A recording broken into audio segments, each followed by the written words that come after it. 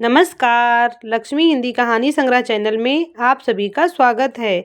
मेरा नाम आयुष है। मैं एक मिडिल क्लास फैमिली से हूँ। गर्मी का मौसम और इतनी तेज़ धूप में जब मैं अपने घर के दरवाजे पर पहुँचा तो दरवाज़ा बंद था। बार बार दरवाज़ा खटखटाने पर भी कोई नहीं आया, इसीलिए मुझे बहुत गुस्सा आ रहा था। थोड़ी ही देर बाद मेरी माँ ने दरवाज़ा खोला। मैं थका हुआ और पसीने से भीगा अंदर आया तो मेरी माँ ने मुझे पानी पिलाया और मुझसे कहने लगी, देखो बेटा, घर का सारा काम मैंने किया है और झाड़ू पोछा भी लगाया है। मेरी बूढ़ी हड्डियों में अब इतना दम नहीं है कि मैं घर का सारा काम कर सकूं। तुम अपनी पत्नी को जाकर एक बार देख लो, आखिर वह क्या कर रही है। मैं जब अपने कमरे में आया तो मैंने देखा कि मेरी पत्नी आराम से बेड पर सोई हुई थी। मुझे बहुत गुस्सा आया। उसके बगल में मेरी बेटी भी सो रही थी। एक पल के लिए मैं सोचने लगा, मैं सारा दिन ऑफिस में मेहनत करता हूँ, अपना सर खपाता हूँ और रोशनी को देखो कितने सुकून से घर में सो रही है।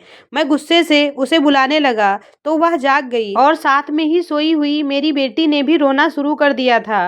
और रोशनी जल्दी से उठी और पीहू को दूध पिलाने लगी। तभी वह चुप हो गई। मेरी माँ बाहर ही खड़ी थी। वह कहने लगी, आज देख लिया तुमने अपनी आंखों से कि तुम्हारे जाने के बाद तुम्हारी पत्नी हरदम आराम करती रहती है और घर का ज्यादातर काम तो मैं खुद ही संभालती हूँ। मैं अपने कमरे की तरफ मुड़ा तो मेरी माँ मुझे पीछे से आवाज देने लगी, अपनी पत्नी को बोलो कि तुम्हें कुछ चाय पानी का भी पूछ ले। जब देखो तब पलंग ही तोड़ती रहती है, पीहू का बहाना बनाकर खुद ही सो जाती है। यह सब सुनकर मुझे बहुत गुस्सा आ रहा था। मैं कमरे में गया तो उससे कहा, आखिर तुम दिन भर करती क्या हो। मेरी इस बात से वह मुझे हैरानी से देखने लगी और रोते हुए उसने बताया कि आज मेरे सर में बहुत तेज दर्द हो रहा है। मैंने गुस्से से अपनी पत्नी को देखा और कमरे से बाहर आ गया। मैं अपनी माँ के कमरे में गया तो देखा आज तो मेरी बहन भी आई थी। वह मुझे देखकर कहने लगी कि तुम्हें जरा सा भी ख्याल नहीं है अपनी माँ का, बस अपनी पत्नी का ही ख्याल रखना। मैं तो जब भी आती हूँ तुम्हारी पत्नी को बिस्तर पर ही देखती हूँ। मेरी माँ को हार्ट प्रॉब्लम थी, इसीलिए मेरी पत्नी उनके लिए कम मसालेदार खाना बनाती थी, जबकि मुझे चटपटा खाना पसंद था, इसीलिए वह मेरे लिए अलग और माँ के लिए अलग खाना बनाती थी। खाना खाकर जब मैं गहरी नींद में सो गया तो मुझे पीहू के रोने की आवाज़ आई। मैंने गुस्से से अपनी पत्नी को देखा और उससे कहा, तुमने तो सारा दिन सोकर अपनी नींद पूरी कर ली है, अब मेरी नींद क्यों हराम कर रही हो। इसे लेकर चुपचाप दूसरे कमरे में चली जाओ। यह सुनकर मेरी पत्नी चुपचाप उठी और दूसरे कमरे में चली गई। फिर मैं सुकून से सो गया। अगले दिन मैं ऑफिस चला तो गया, लेकिन पूरा दिन वहाँ काफ़ी टेंशन में रहा। एक तो मेरी नींद पूरी नहीं हुई थी, इसीलिए मैंने अपने लिए एक चाय का कप मंगवाया और चाय पीने लगा। ऑफिस में भी आज बहुत सारा काम था। चाय के साथ साथ एक सरदर्द की गोली भी ले ली। वैसे तो 4 बजे ऑफिस से छुट्टी हो जाती थी, लेकिन मेरा काम अभी तक खत्म नहीं हुआ था क्योंकि आज मेरी तबीयत भी कुछ खराब लग रही थी। एक तो पीहू ने तंग कर रखा था और ऊपर से दीदी के 3 बच्चे भी आए हुए थे। खैर 6 बजे तक मैंने अपना काम खत्म कर लिया, लेकिन तब तक मेरी बस जा चुकी थी। काफ़ी देर तक मैं दूसरी बस का इंतजार करता रहा। फिर एक बस आई और मैं उसमें बैठ गया। गर्मी भी बहुत थी। मैं घर आया तो रोशनी अपने कमरे में ही मौजूद थी। मैंने गुस्से से उसे देखा और कहा, तुम अब सोकर उठी हो। वह कहने लगी, नहीं, पीहू की तबीयत बहुत खराब थी, इसीलिए मैंने अभी दवाई देकर उसे सुलाया है क्योंकि इसे आज बहुत तेज से बुखार था। रोशनी उठकर मेरे लिए पानी लेकर आई। मैंने उसे चाय बनाने के लिए बोला तो वह चाय बनाने किचन में चली गई। तभी मेरी माँ कमरे में आकर मेरे पास बैठ गई। मैंने अपनी माँ से उनका हाल चाल पूछा तो वह कहने लगी, बेटा, तुम्हारी पत्नी अब सोकर उठी है, वह कुछ भी नहीं करती। सारा दिन काम करते करते मैं बहुत थक जाती हूँ। मैं गुस्से से उठा और किचन में जाकर रोशनी पर चिल्लाने लगा। मैंने उससे कहा कि अपने माँ बाप के घर चली जाओ क्योंकि यहाँ तो तुम कोई काम करती नहीं हो। यह सब सुनकर रोशनी हक्का बक्का होकर मुझे देखने लगी और परेशान होते हुए कहने लगी, क्या बात है, आप क्यों मुझ पर चिल्ला रहे हैं। मैं उसे घूरे जा रहा था और मैंने उससे कहा, आदमी शादी किस लिए करता है कि पत्नी उसका घर संभाले, उसके बच्चों का अच्छे से ख्याल रखे। क्या तुमको मेरी माँ इस हालत में काम करते हुए अच्छी लगती है? तुम्हें जरा सा भी ख्याल नहीं है उनका। रोशनी कहने लगी, नहीं, मैं सारे घर का काम खुद करती हूँ, फिर जाकर कमरे में थोड़ी देर आराम कर लेती हूँ क्योंकि कभी कभी पूरी रात पीहू मुझे सोने नहीं देती। लेकिन मैं अपनी बात पर ही अड़ा रहा और उसे अपने मायके जाने को बोल दिया। उसने अपने भाई को फोन करके बुला लिया था। कुछ ही देर में उसका भाई उसे लेने आ गया। उसने अपना और पीहू का सामान पैक किया तो मैंने उसे बहुत डांटा कि केवल तुम्हें जाना है, पीहू को नहीं, वह हमारे साथ ही रहेगी। लेकिन रोशनी बहुत रो रही थी और उसने कहा कि पीहू मेरे बगैर नहीं रह सकती, आप कैसे उसे संभालेंगे। मैंने उससे कहा कि तुम अपना देखो, पीहू को मैं देख लूँगा। उसका भाई बाहर ही गाड़ी में बैठकर हॉर्न दे रहा था, इसीलिए रोशनी अपना सामान उठाकर जब पीहू को उठाने लगी तो मैंने उससे पीहू को छीन लिया और उसे बाहर की तरफ धक्का दे दिया। वह गिरते गिरते बची थी और रोते हुए जाकर अपने भाई की गाड़ी में बैठ गई। फिर उसका भाई गाड़ी से बाहर निकला, शायद वह अपनी भांजी को लेना चाहता था। मेरी तरफ आने ही वाला था कि रोशनी ने उसे मना कर दिया, इसीलिए वह चुपचाप गाड़ी में बैठकर वहां से चला गया। जब मैं कमरे में आया तो मैंने पीहू को नीचे फर्श पर बैठाया, कुर्सी या टेबल पर नहीं, ताकि वह नीचे ना गिर जाए। उसे फर्श पर बिठाकर मैंने फ्रिज से दूध निकाला और गर्म किया। फिर माँ के कमरे में जाकर मैंने पूछा कि आज खाने में क्या बनाना है, तो माँ कहने लगी, क्यों तुम्हारी पत्नी ने कुछ नहीं बनाया क्या? मैंने कहा नहीं, वह अपने मायके चली गई, मैंने उसे घर से निकाल दिया है। इतना सुनते ही माँ मुझे हैरानी से देखने लगी और कहा, आज तो मेरी भी तबीयत ठीक नहीं है। जब मैंने अपनी बहन की तरफ देखा तो वह बेड पर सर लपेटे पड़ी हुई थी। मैंने उसे कुछ भी कहना ठीक नहीं समझा।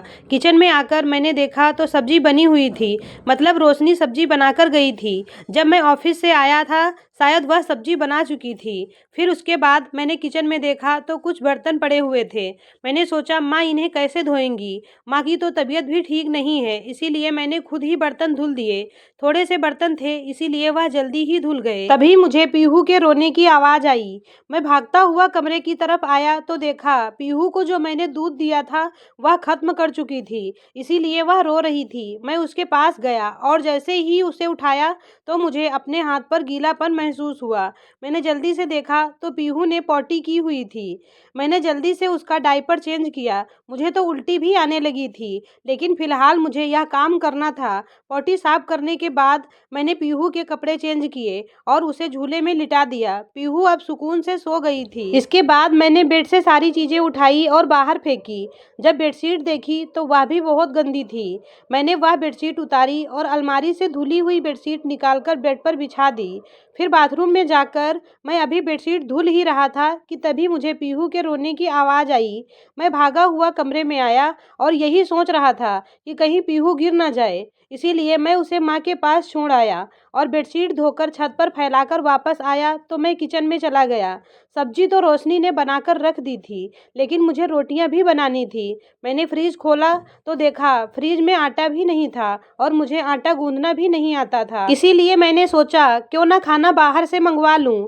मैंने माँ का सादा खाना देखा तो वह भी बना हुआ रखा था, सिर्फ रोटियां ही मुझे ऑर्डर करनी थी। मैंने जल्दी से रोटियों का ऑर्डर किया और फिर माँ के कमरे में चला गया क्योंकि मुझे पीहू के रोने की आवाज़ आ रही थी। मैं पीहू को उठाकर उसे चुप कराने लगा, लेकिन मुझे महसूस हुआ कि शायद उसे भूख लग रही है। मैं किचन में आया और उसके लिए दूध गर्म किया और उसे पिलाने लगा। तब तक रोटी भी आ चुकी थी। मैं रोटी लेकर किचन में आया तो सब्जी ठंडी पड़ी थी। बच्चों को संभालना कोई आसान काम नहीं था, यह मुझे एक दिन में ही एहसास हो गया था। मैंने जल्दी जल्दी बड़े बड़े निवाले तोड़कर खाना खाया और यही सोच रहा था कि अगर पीहू ने रोना शुरू कर दिया तो सब्जी और रोटी ठंडी हो जाएंगी, इसीलिए मैंने जल्दी जल्दी खाना खाया। कुछ ही देर बाद पीहू सो गई। मैं भी उसके पास लेट गया। न जाने कब मेरी आंख लग गई, क्योंकि पिछले 3-4 दिनों से मेरी तबीयत ठीक नहीं थी और मैं बहुत ही थकान महसूस कर रहा था। आधी रात होते ही मेरी आंख खुली तो मुझे महसूस हुआ कि मेरा बिस्तर गीला है। मैंने जल्दी से लाइट ऑन की तो देखा कि पीहू का डायपर लीक हो रहा था। मैंने जल्दी से उसका डायपर चेंज किया और उसके कपड़े भी। अलमारी से एक और बेडशीट निकाली और बेड पर बिछा दी। नींद इतनी ज़्यादा आ रही थी कि मैंने वह बेडशीट ऐसे ही बाथरूम में रख दी और पीहू को भी सुला दिया। सुबह उठा तो काफ़ी टाइम हो गया था। तब तक माँ नाश्ता कर चुकी थी, लेकिन जब मैं उठा तो माँ ने मुझे नाश्ता करने को नहीं कहा। मेरी दीदी के बच्चे भी आंगन में खेल रहे थे। दीदी ने भी मुझसे खाने का नहीं पूछा था। मैं खुद ही किचन में गया और फ्रिज में देखा तो कुछ भी नहीं था, इसीलिए मुझे रोशनी की याद आ रही थी, क्योंकि ना तो मुझे पराठा बनाना आता था और ना ही मेरे पास टाइम था। नाश्ते में दही और पराठा मुझे बहुत पसंद था। रोशनी कब और कैसे मेरे लिए यह सब बना देती थी, मुझे नहीं पता। मैं जल्दी से तैयार होकर बिना कुछ खाए ही पीहू को माँ के पास छोड़कर ऑफिस चला गया। सारा दिन ऑफिस में बिजी रहने के बाद जब मैं घर आया तो मुझे गली से ही पीहू के रोने की आवाज़ आ रही थी। मैंने घर आकर देखा तो पीहू आंगन में बैठी हुई रो रही थी। उसके आसपास बहुत सारे खिलौने पड़े हुए थे। मैं जब अंदर आया तो मुझे देखकर वह और जोर जोर से रोने लगी और पापा पापा कहने लगी। पीहू की जोर जोर से रोने की आवाज़ ने मुझे हिलाकर रख दिया था। मैं जल्दी से बाथरूम में गया तो वहाँ रात वाली बेडशीट देखकर मेरा दिमाग और ख़राब हो गया। लेकिन मुझे अब यह सब कैसे भी करके करना ही था। मुझे बहुत कुछ याद आ रहा था कि इतने सारे काम करने के बाद भी रोशनी ने मुझ पर कभी गुस्सा नहीं दिखाया था। अगर मैं कुछ कह भी देता तो वह मुस्कुराकर वहां से चली जाती। उसके बाद भी वह मेरा बहुत ख्याल रखती थी और यह सब सिर्फ मेरी माँ की वजह से हुआ था, क्योंकि माँ मुझे बार बार ताने देती थी कि तुम्हारी पत्नी कुछ नहीं करती। इसीलिए मैं रोशनी से इतना ज़्यादा गुस्सा हो गया था। पता नहीं मेरी माँ को रोशनी से क्यों इतनी दिक्कत थी।